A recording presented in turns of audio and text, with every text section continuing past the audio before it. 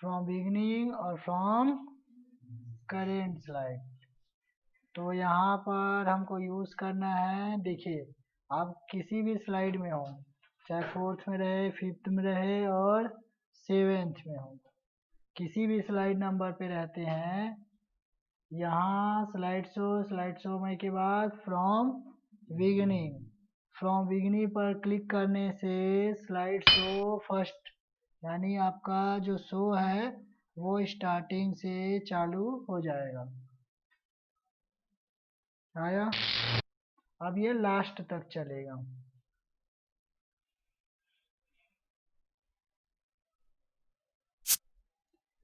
Stop करना है बीच में तो इसके बटन प्रेस कीजिए। ठीक समझ में आया? फ्रॉम बिगिनिंग मीन्स स्टार्टिंग से स्लाइड शो होगा। करेंट स्लाइड, जिस स्लाइड नंबर में आप है, फॉर एग्जांपल आपने ये कौन से स्लाइड नंबर पे हैं, 6 में, तो करेंट स्लाइड क्लिक करते हैं तो 6 से स्टार्ट होगा, पूरा होगा, लास्ट तक जाएगा, लेकिन स्टार्टिंग से फिर से चालू नहीं होगा। समझ में आया? करेंट स्लाइड शो, जिस स्लाइड में आप है। उसके बाद देखिए यहाँ पर क्या लिखा हुआ है, custom slide show. Custom slide show पर क्लिक करते हैं, कस्टम शो। यहाँ पर कस्टम में न्यू क्रिएट करते हैं। कस्टम में देखिए न्यू करने पर जितने भी स्लाइड है सभी आया।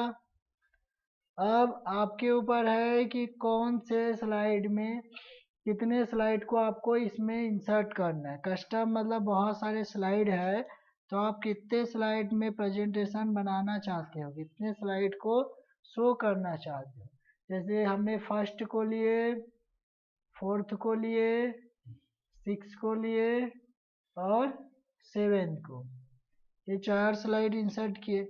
अब इन चारों स्लाइड पे बाद इंसर्ट करने के बाद ओके पर क्लिक करते हैं, हुआ।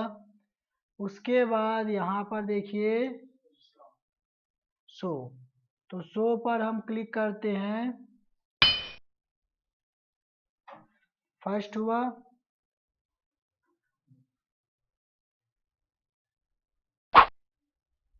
डायरेक्ट,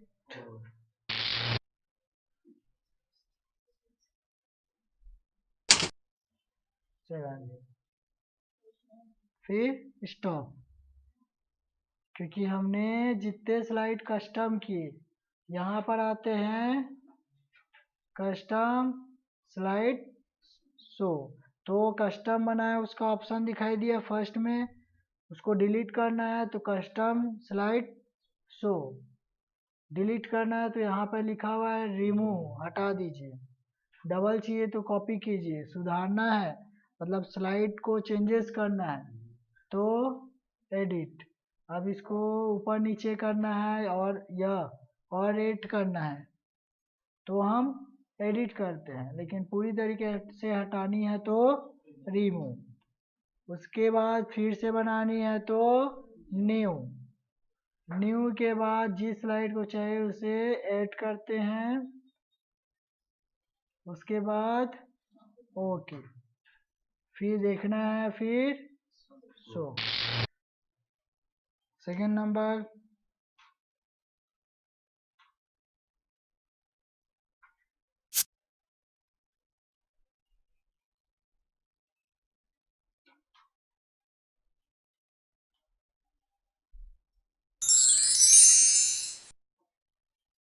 समझ में आया? कस्टम स्लाइड शो बना लेंगे, कैसे किस तरीके से सेट करते हैं, यहाँ पर हटानी है कस्टम, फिर रिमूव, क्लोज। अब आते हैं हम लोग सेट अप स्लाइड शो, मेरी बहुत इंपॉर्टेंट है, ध्यान से देखो और समझो। सेटअप, अभी हम जो प्रेजेंटेशन देख रहे हैं वो फुल स्क्रीन में दिख रहा है, फुल स्क्रीन में दिखता है ना। ब्राउज मतलब आपका विंडो के हिसाब से होगा, ओके। यहाँ पर शो करो, ये देखो ऊपर नीचे लेफ्ट राइट विंडो दिखाई दे रहा है, और जो फुल स्क्रीन है उसमें क्या है, विंडो दिखाई देता है? नहीं। सेटअप तो फुल स्क्रीन रखते हैं। उसके बाद स्लाइड शो, ऑल, फर्स्ट से लेकर लास्ट। यहाँ पर देखिए नीचे में फ्रॉम, तो फ्रॉम में हम चाहते हैं कि थर्ड नंबर से स्टार्ट हो और सेवेंथ नंबर में स्टॉप हो। समझ में आया? फ्रॉम अपने हिसाब से। उसके बाद कस्टम तो समझ आ गया, जिस स्लाइड को चाहिए। उसके बाद ओके। अब जब भी अगर स्लाइड शो करते हैं तो सिर्फ उसी नंबर का ही स्लाइड शो होगा, उसका आगे पीछे नहीं होगा। समझ में आया? कस्टम मीन्स आप सेलेक्ट कर सकते हैं। कस्टम स्लाइड शो, यहाँ पर सेटअप, फ्रॉम, समझ आया? कस्टम भी बना सकते हैं, जो कस्टम बना रहेगा उसको आप इसमें ऐड कर देंगे। तो जब भी आप स्लाइड शो करते हैं तो जो कस्टम में सेट रहेगा स्लाइड, सिर्फ उतना ही स्लाइड शो होगा। समझ में आया? नहीं आया? कस्टम बनाना आया? जैसे हम यहाँ पर कस्टम बनाते हैं, यहाँ पर हमने कस्टम बनाया, कस्टम बनाते हैं, ये कस्टम बना लिए, ठीक है, ये ओके। उसके बाद फिर क्लोज कर सोने। अब उसी को सेटअप पे आते हैं, तो यहाँ पर देखो कस्टम का आया, ओके, यहाँ पर हो गया। अब इसको आप जब भी फ्रॉम बिगिनिंग करते हैं या करेंट करते हैं तो जितना कस्टम में था स्लाइड, उतने का ही स्लाइड शो होगा। समझ में आया? कस्टम मतलब हमेशा कस्टम में जो स्लाइड सेलेक्टेड है बस उसी का होगा। ऑल में समझ में आया? सभी स्लाइड। फ्रॉम में आप सेलेक्ट कर सकते हो कहाँ से स्टार्ट करना है और कहाँ पे लास्ट करना है। उसके बाद देखिए यहाँ पे क्या लिखा हुआ है, लूप कंटिन्यूसली अंटिल एस्केप। अगर मैं इसको यस कर दिया, इसको यस कर दिया, ओके कर दिया, फ्रॉम बिगिनिंग, तो ये रिपीट होते जाएगा, लास्ट होगा फिर स्टार्टिंग से आ जाएगा। क्या होगा? लास्ट होने के बाद फिर starting, repeat by repeat, repeat by repeat. कब तक रिपीट होगा? जब तक हम इसके बटन प्रेस नहीं करते हैं। समझ में आए? कोई आपका क्लासरूम है या कहीं प्रेजेंटेशन दिखाना है, कुछ वीडियो जैसे चलते रहते हैं ना, 1 बाय 1 ऐड आते रहते हैं, आप उस तरीके से प्रेजेंटेशन बनाना है तो आप उसको क्लिक कर दीजिए, आपको नेक्स्ट या प्रीव्यू करने की ज़रूरत नहीं, बार बार अपना रिपीट होते हुए ऐड या प्रेजेंटेशन चलता रहेगा। कहीं देखो ना एलईडी चलता रहता है स्क्रीन पे, तो उस तरीके से आप बना सकते हो। रिपीट बाय, देखो आया स्टार्टिंग से फिर से, है ना? तो रिपीट बाय रिपीट चलता रहेगा जब तक आप इसके बटन प्रेस नहीं करते। ठीक, किसी कोई डाउट? यहाँ पर सेटअप कंटिन्यूसली स्किप, ठीक। उसके बाद शो विदाउट नरेशन, नरेशन तो ऐसे ही यहाँ पर देखो दिख रहा है, ओके। वैसे भी फ्रॉम बिगिनिंग, नरेशन को हाइड बना लिखे रहते हैं विदाउट, अभी हम नरेशन पर यहाँ पर कुछ भी नहीं लिखे हैं, ये लिखे करेंट स्लाइड शो। उसके बाद सेटअप, इसको हटाते हैं, ओके, करेंट स्लाइड शो यहाँ पर क्रिएट करते हैं इसको हाइड करने के लिए। सेटअप शो विदाउट एनिमेशन, अभी एनिमेशन जितना भी क्रिएट कर रहे हैं वो आ रहा है, अगर इसको क्लिक कर देते हैं तो क्या होगा, स्लाइड शो होगा। देखो सिर्फ स्लाइड ट्रांजेक्शन हो रहा है, एनिमेशन नहीं हो रहा है, और सिर्फ स्लाइड का ट्रांजेक्शन हो रहा है। समझ में आ रहा है? जो हमने टेक्स्ट या पिक्चर को एनिमेशन बनाया है अब वो चला जा रहा है। Setup without show without narration, समझ में आया? कलर्स जरूरत नहीं है यहाँ पे, पेन कलर यूज करते हैं तब है उसको कुछ प्रेजेंटेशन बनाने के टाइम पे। यहाँ पर पेन यूज ही कहाँ कर रहा है, लाइट पेन आता है ना, लाइट पेन के बारे में बताया था, याद है?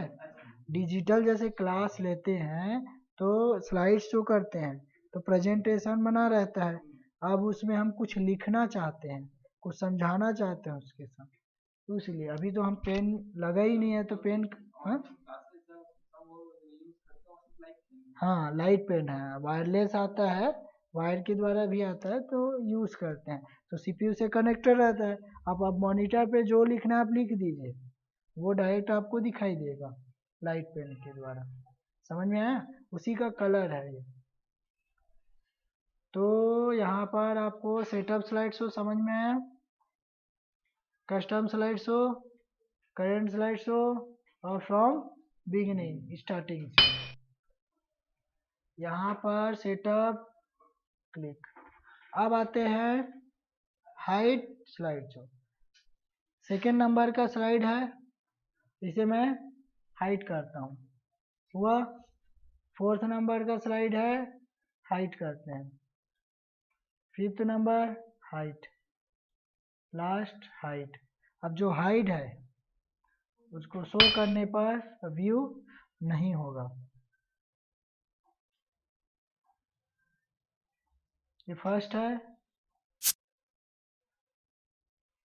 आगे बढ़ा सीधा, जो आपका हाइड है उसका शो नहीं होगा।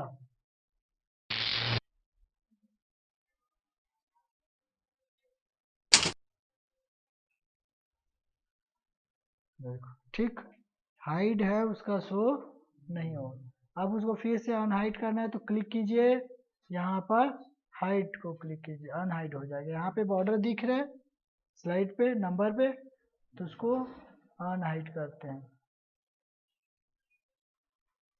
समझ में आया? रिहर्सल टाइमिंग, इसमें क्या होता है, जैसे हम स्लाइड शो करते हैं तो स्लाइड का शो ड्यूरेशन दिखाता है, यानी आपका टाइमिंग के हिसाब से सेट होता है। देखिए जैसे मैंने यहाँ पर देखो रिहर्सल टाइमिंग, यहाँ पर क्लिक कीजिए। इसके लिए देखिए आपको इंटर करना पड़ेगा, ऑटोमेटिक इसमें नहीं होगा।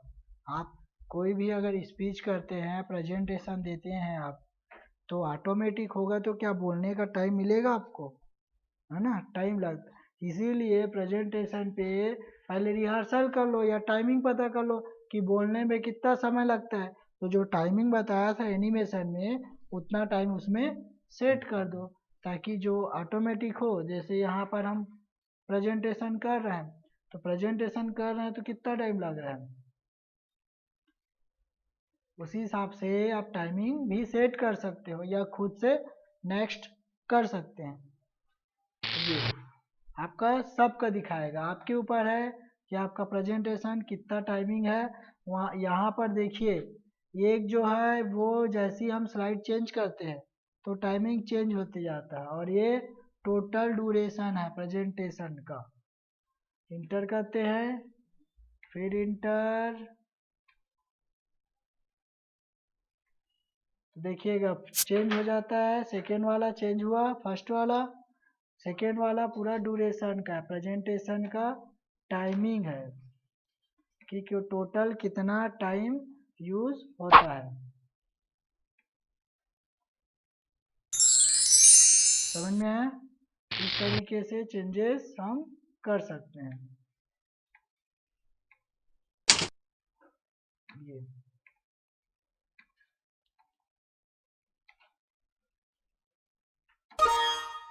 फिर इसको हम इंटर करते हैं।